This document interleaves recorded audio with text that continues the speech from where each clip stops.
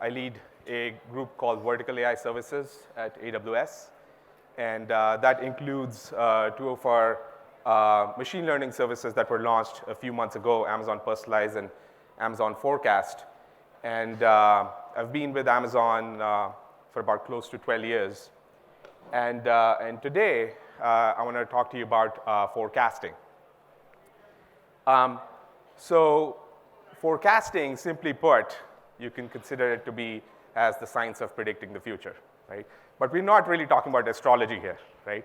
We're talking about a process where we would look at, we can look at data, historical data, and identify the trends in that data and then extrapolate that data out into the future.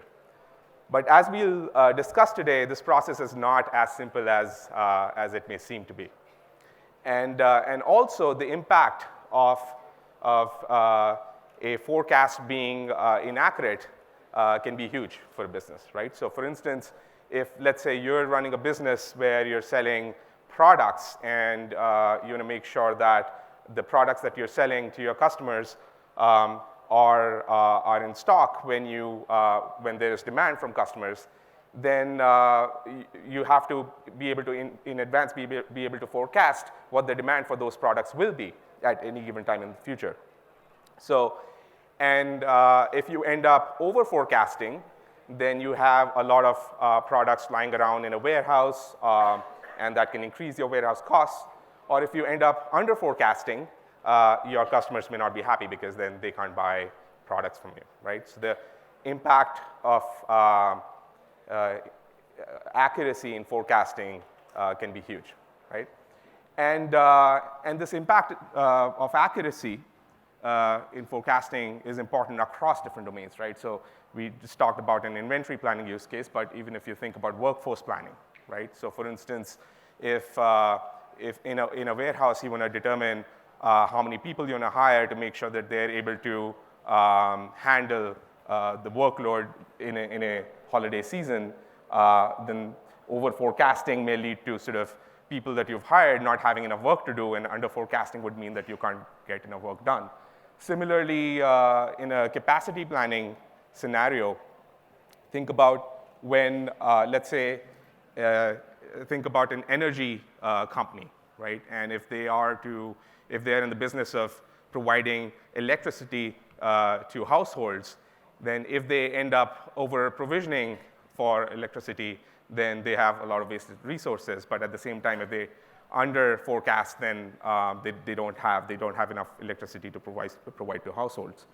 So, and similar impact in financial planning as well. So we all can, I hope, agree that accuracy in forecasting is really important, right? And so at the same time, forecasting is not something, even though it seems really important, it's not something that we think about every day, even though it touches our lives in many different ways, right? When you're, let's say, drawing cash out of an ATM, the ATM, the company or the bank that's operating the ATM needs to be able to predict how much demand for cash there's going to be at any point of time in future. Or when you're, let's say, let's take an example of transportation needs, right? So let's say if you're running a bicycle rental business, you need to be able to predict how many bikes would be needed in any particular region at any given time, right? Or how many people would you need to be able to transfer those bikes from one place to another? Or if you're, let's say, in marketing or advertising, let's say if you're trying to decide when to place an ad during ad breaks, right? Then you should be able to forecast what the audience is going to be for the ad, so that you can really optimize your ad placements. And in inventory planning use cases, as we talked about, being able to accurately forecast demand for products helps you optimize your warehouse space and cost and so on and so forth. So before we talk about how you can use machine learning to improve forecasting in whatever business or applications you're building, I want to talk to you about the evolution of Amazon's e-commerce business and the role forecasting technology has played in the growth, in the business growth. And as you know, today, Amazon runs the world's largest e-commerce business, and we have billions and billions of packages being shipped from our warehouses to customers. But that was not always the case, right? We were not always this large. In fact, when Amazon started its e-commerce business back in 1990s, Jeff Bezos was actually hand delivering packages to the post office, right? So we've come a long way from there. But at the same time, there were a few things that we established very early on that we decided would be very important for our e-commerce business. So these were things like product availability, low price, and fast delivery. And we knew that these were things that would never change in our business, right? Because there was never going to be a customer that would say, oh, I wish prices on Amazon were a little higher, or I wish the products that I'm buying from Amazon didn't arrive this fast, right? So we knew that these things would never change, right? So if we really pivoted or we really kept these three things in mind while deciding how we invest in building technology or building our business, then that would spur growth in our business, and we felt that that would be the right thing to do for the long term. And as it turns out, forecasting has played a big role in terms of helping us optimize for these three things, right? Because if we could forecast how many products of what type we need to stock in different warehouses, then we could sort of make sure that they're available when there's demand for them, right? And if we could decide where to stock them, then we could also optimize for shipping speeds and make sure that we are able to deliver those products to our customers in time. At the same time, as a result of doing this, we would lower our own costs because we won't have to overstock products if we were able to forecast demand accurately, and then those cost savings could be turned back to our customers in terms of low prices, right? So as you can see, forecasting is the common denominator when it comes to these three things. And these three things are also something that Amazon's e-commerce business is sort of known for today, right? We're good at this. So let's talk about our journey when it comes to building forecasting technology. So back in 1990s, there was initially everything was super manual, right? And when we were trying to sort of forecast or optimize our supply chain, it was there was one person who everyone would go to, and he knew everything. His name was Skip. And whenever there was a problem with our supply chain, everybody would go to him, and he would know what knobs to turn, and the problem would get solved. But after a couple of holiday seasons, we realized that that was not going to scale, right? We would need so many of Skips, right? So then we decided to invest in automation and invest in building smarter forecasting technology. And what we realized was that for products that had very sort of predictable demand patterns, like common household items like laundry detergent or crackers or garbage bags, et cetera, or even products that had very repeated seasonal patterns like woolen socks in winters or sunscreen lotion in summers, we were able to do a good job or a reasonable job with forecasting demand with traditional statistical methods. But then we ran into all kinds of different kinds of issues, such as high price variability. So products like televisions, the prices can go up and down all the time, which can impact the demand. And also products that can have different regional versus national demands, right? So, for example, in coastal areas, you may see near beaches, you may see a demand for surfing boards more than other places, right?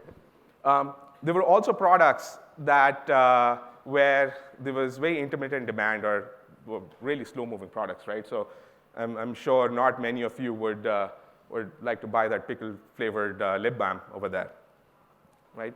So that was also a problem because traditional statistical methods didn't really capture the demand signals for those kind of products well. And then there were all kinds of new products coming being introduced into our business. So where there was no to very little past history of demand, so that was a challenge as well. And then any Game of Thrones fans here? Any? Oh, a lot of fans. So imagine what would happen if a new season of Game of Thrones was launched just before Halloween, right? You would see a spike in demand for Halloween costumes for Game of Thrones characters, right? So how do you really connect the dots there and build sort of smarter algorithms that can understand correlation between these kind of events and help you forecast the demand better? So because of all these different challenging situations, we invested in building a machine learning-based forecasting technology. And the first model that we launched was a sparse quantile random forest model. And it really helped us with a lot of these problems that I just discussed. And then we continued our investment in machine learning-based forecasting technology. And then back in 2015, we invested in building deep neural net-based forecasting systems. And with that, we saw a huge jump in or improvement in accuracy even further, right? So what has all this investment led to in terms of those three key things that we wanted to focus on? Low price, fast shipping, and high availability, right? So today, our forecasting systems predict demand for over 400 million products every single day. Think about it. And that would not have been possible without all these investments in machine learning and deep learning-based forecasting technology, right? And as a result of all this optimization, we've saved our costs, and we've been able to transfer those savings to our customers as low prices. And it's also enabled us to offer a slew of different shipping options to our customers, including the one-day shipping option, which was recently introduced in many regions. So as you can see how important of a role our forecasting technology has played in the growth of our business. Now, a lot of our customers have often asked us how they could learn from what Amazon has done over the years with respect to forecasting technology and how they could also build similar systems. And we often sort of pointed them to research papers that were coming out of Amazon. And they came back and told us that, well, it's really hard to go from a research paper to something actually working in production, right? So that pushed us to further think about how we can democratize this technology and how we can pass on these learnings to our customers in a way where they can actually apply it in real-life scenarios. So we launched a new service called Amazon Forecast about 4 months ago. And this is a service that is fully managed, which means that you don't really have to provision any servers, or you don't have to build any machine learning models by hand. That's all done for you behind the scenes. And also, it trains these forecasting machine learning models based on your own data. And that data is not shared with anybody else. Those models are yours. The data is yours. They live in your account. So before we talk about how the service works, let's talk about some data sets and some terminology that's relevant here. So the first thing that you need to use the service is something known as target time series. So this is nothing but historical data for whatever you're trying to forecast, right? So this could be, let's say, demand for products, or it could be a financial metric that you're trying to forecast, so historical performance of that financial metric. And then the second type of data set that you can add is categorical data or metadata about the items. So if it's products, then any categorical information about those products, brand, author, category, et cetera. And then the third data set is related time series. So these are independent but related variables that can impact your forecast, right? So for example, price. If you're changing prices, then that can impact the demand for your products, right? Or if, let's say, you are planning to run a promotion, that can also have an impact on what the forecast needs to be. At the same time, there's some publicly available data sets that the service automatically factors into the forecasting model. So today, these are built-in holiday calendars and automated sort of featureization of day of the week, day of the month, et cetera. And we are working on adding more public data sets right now. So the way this works is you add these different types of data sets to the service, and you can do that by uploading this data to S3 and point the service to it. And you can use the service through the console, through the API, or even Jupyter Notebooks. And what you get in the end is basically a private API to download your forecast from, right? But underneath, there's a lot of undifferentiated heavy lifting that's happening that you typically need to do when you're building a machine learning model, right? So this includes sort of inspecting the data, some data cleaning, identifying features, and training those models, doing something called as hyperparameter optimization. And so all this can be really time and resource intensive, right? And all of this is managed behind the scenes automatically by the service, and the service can train multiple models using multiple algorithms in parallel, and then automatically select the best one that's performing the best for your data, and then and give you an API to download forecasts from, right? And you can download forecasts through the API or download a CSV. Also, the service can generate probabilistic forecasts. And those are important because based on your sort of business use case, the probability or the risk you may be comfortable with in your decision making may differ, right? So for instance, if let's say you're an energy company and you're trying to predict demand for electricity per household, you may be okay with over-provisioning for energy, right? But you may never want to be in a situation where you don't have enough electricity to provide to your customers, in which case you can select a higher quantile, let's say P90. And, but in some other cases, for example, in many fashion-related businesses where fashion trends are changing all the time, and you never want to be in a situation where you're left with inventory from the previous season, and now nobody wants to buy those clothes, et cetera, you may want to choose a lower quantile, like P10 or something like that.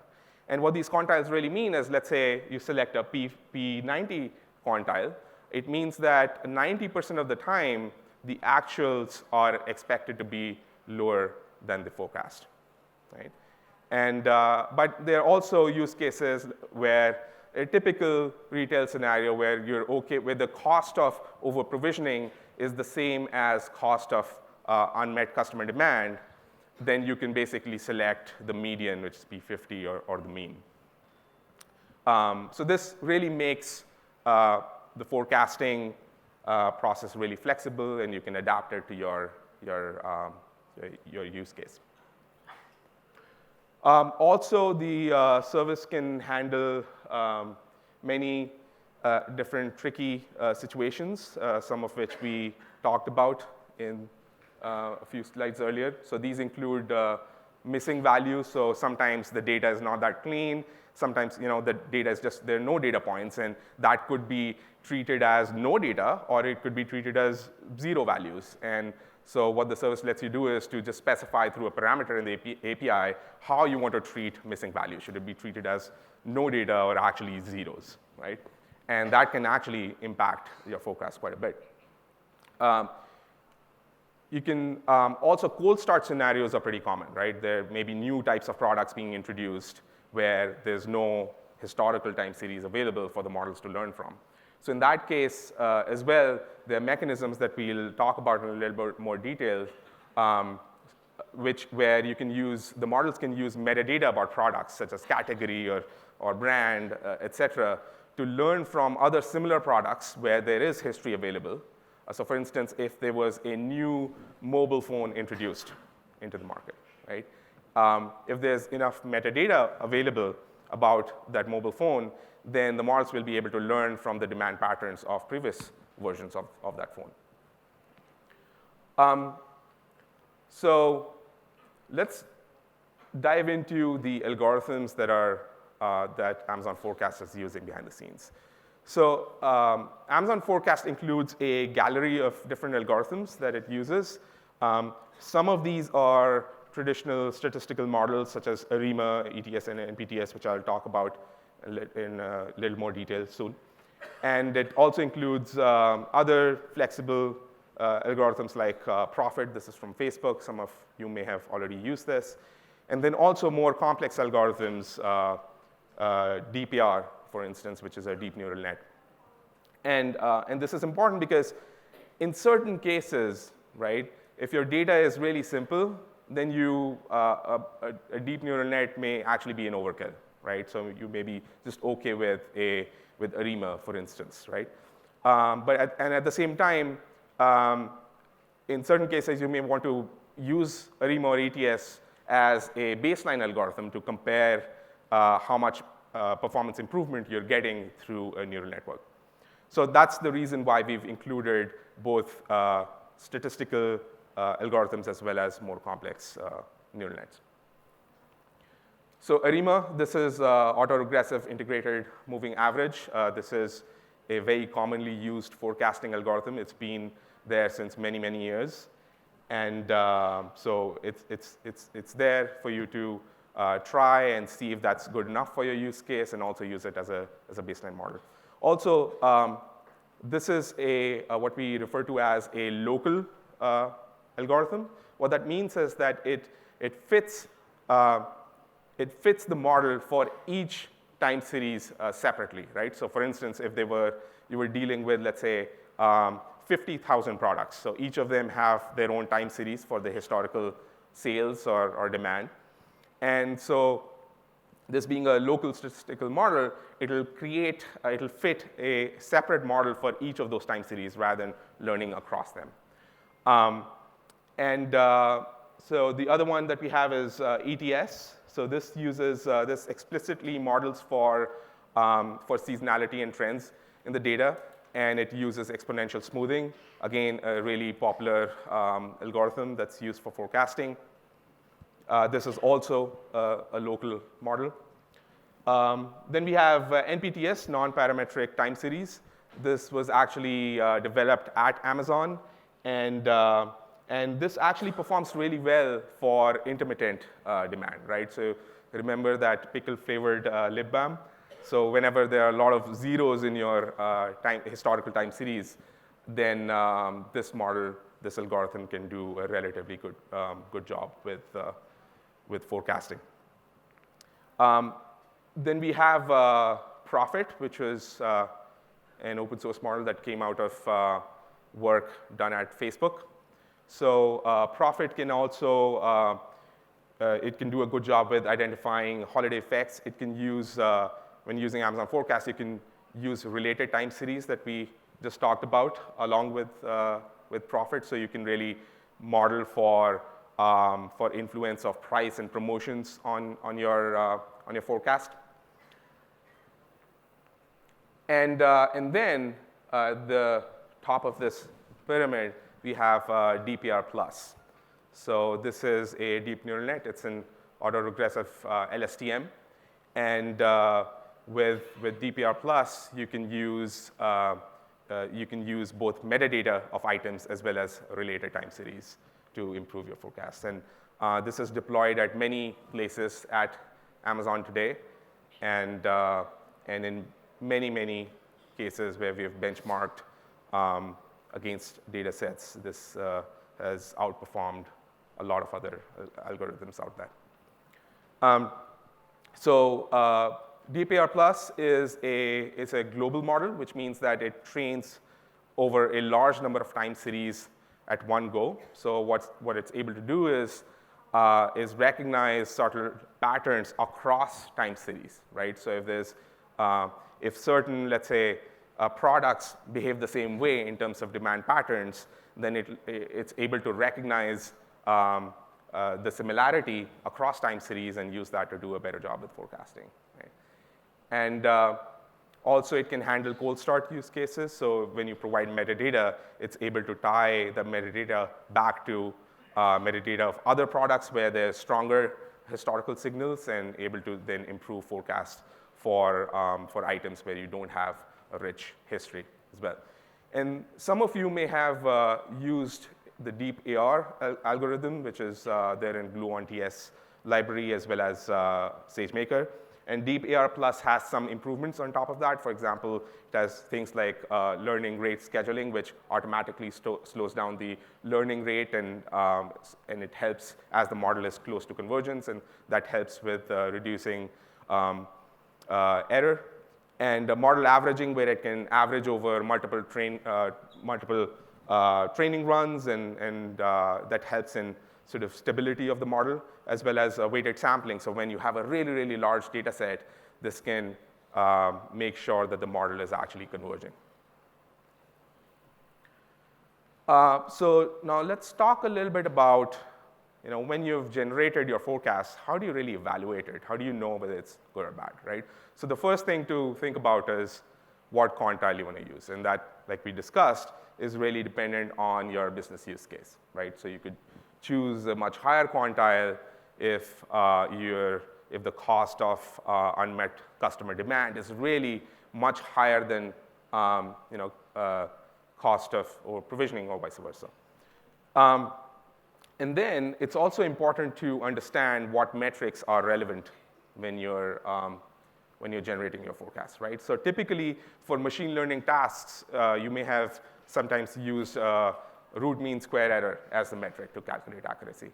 Now, that you can also use that when you're evaluating forecast accuracy, but that does not take into account the inherent bias that comes from your quantiles, right? Because when you're using probabilistic forecasts.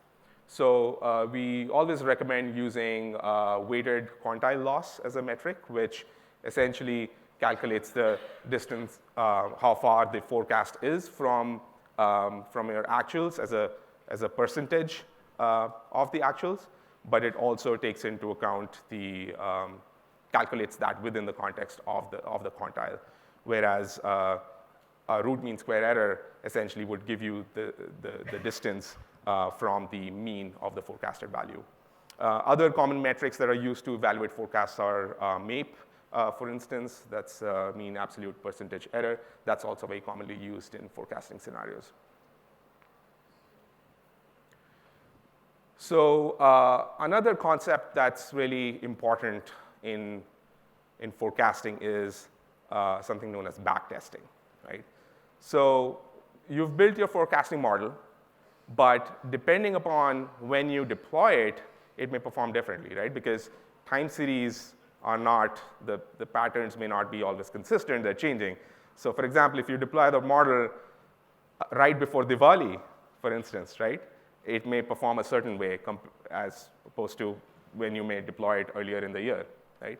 So you want to make sure that you are able to measure accuracy of your model, of your forecasting model at different points in time, right? So this process is called backtesting, and where you can really take a backtesting window and split in terms of time, and then measure the accuracy by doing those splits. And in other machine learning tasks, you sometimes split items into a holdout, and then you measure you have a train and test set. And in case of forecasting, if you just do that, if you just split on items, then information from your test and holdout group can actually leak into one another, which is why backtesting or splitting by time is really important when it comes to forecasting.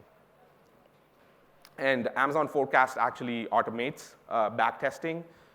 It can, by default, use your forecast horizon as the backtesting offset.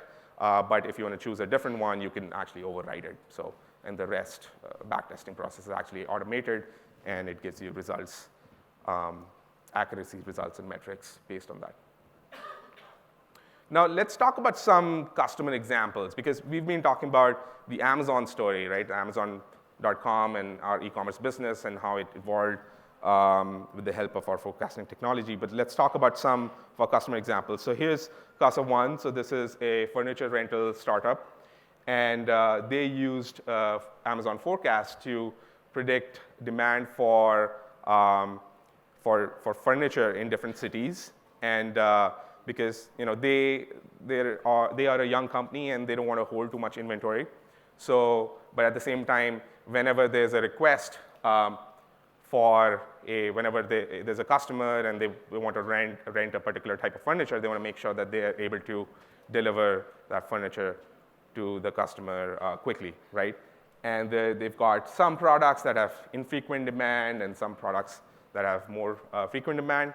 And they used Amazon Forecast to predict the demand per city, and they saw a 20% improvement compared to what they were already doing. O-Motor is another company, and they actually, for one of their customers, they're a SaaS product provider in Brazil. They used Amazon Forecast to predict sales for cars, different types of vehicles, and they saw more than 50% improvement in accuracy as a result. And they also included price as a related time series, and they saw that actually helped them improve accuracy compared to what they would have gotten just by using the historical data. Affordable Tours, this is also another company. What they did was they used Amazon Forecast to predict call volumes for each of their 1-800 numbers, and they used that information to decide to do workforce planning, how many people they want to hire to handle those calls, right? Because their customer care executives, they hire them based on the demand. So and by improving accuracy of predicting call volumes, they were actually able to save costs there. And they basically used a very simple setup where they put the past call volume data for each of their 1-800 numbers into the service.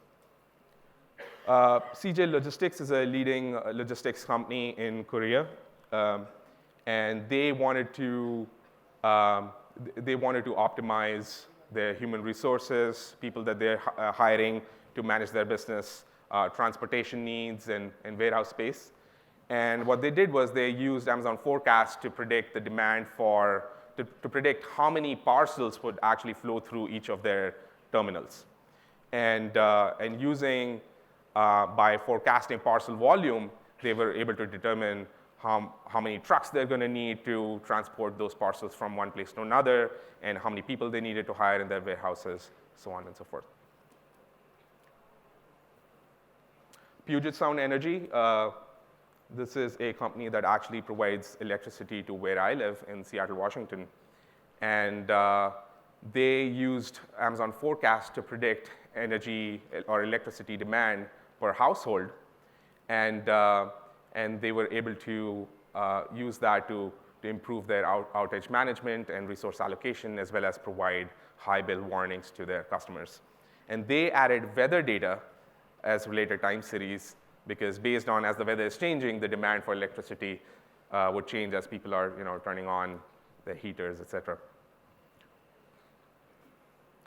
These are some more customers. So, before we go into pricing, I think there are many more. These are just some examples, but we've seen many more different types of use cases where we've got customers who are using Amazon Forecast to predict demand for, or trying to predict how much renewable energy is going to be produced at every solar and wind farms, every metering point in a solar and wind farm, to then decide how much non-renewable energy they need to buy to balance their portfolio, right? And we've also seen use cases where internally AWS services are using Amazon Forecast to predict demand for instances. For example, Redshift, for instance, they use Amazon Forecast to predict demand for different types of instances, and then so that they can sort of make sure that they've provisioned their warm pool appropriately. And they've seen a big improvement in accuracy as a result of that. Talking about the pricing for this service, so there are 3 types of operations that are billed. So the first one is data ingestion, and this is when you put the data into the service that is billed, but usually that comes out to be negligible cost, so you can actually almost ignore it. The second one is training costs, so whenever the models are training, that's billed. That usually comes out to be roughly 10% of your overall cost because you're not going to train your models all the time. Most people do it at some cadence, weekly or biweekly or monthly, et cetera. And then, so the main cost is actually for generating the forecasts, and that's basically 60 cents per 1,000 forecasts. And we've gotten a lot of feedback from customers that this is a really cost-effective way of managing their forecasting workloads. All right. So you could start your Amazon forecast proof of concept today. It's really easy to start, but if you do need help, then we have a variety of different options. We've got a big partner network that can come in and help you. We can come in and run workshops at your workplace. We have ML Solutions Lab team. These are scientists that can help you with your POCs. And if you have other questions about how you can get started with Amazon Forecast for your use case, please catch me at some point today, later on, and I'd be happy to answer your questions.